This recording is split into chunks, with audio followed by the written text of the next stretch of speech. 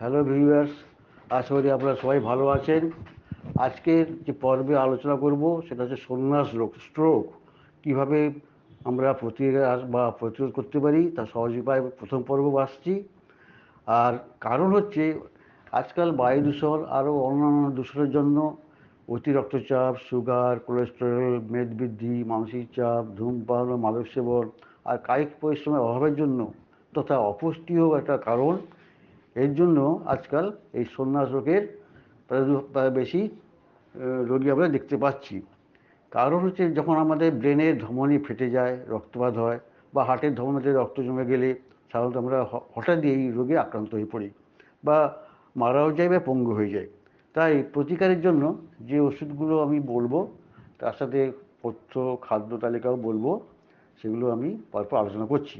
প্রথম ওষুধ হচ্ছে অর্জুন 6, দ্বিতীয় ওষুধ হচ্ছে আমলকি 6, তৃতীয় ওষুধ হচ্ছে তুলসী 6। এটা 15 ml শিশিতে 40 নম্বর গ্লোবুলসে ভিজিয়ে নিতে হবে।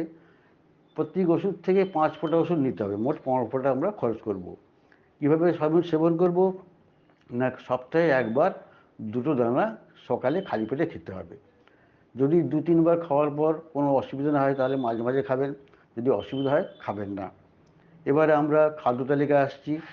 কী কী খাবার আমাদের খেতে হবে: সবুজ শাকসবজি, বিট, গাজর, টমেটো, আলু, রাঙালু, আদা, রসুন, পেঁয়াজ, সামুদ্রিক মাছ বা মিষ্টি জলের মাছও চলবে। তার সাথে টক দই, বাদাম, ডাবের জল, আপেল, বেদানা, আঙুর, কমলালেবু, পেয়ারা ইত্যাদি খেতে হবে। যেটা সহ্য হবে সেটাই খাবেন।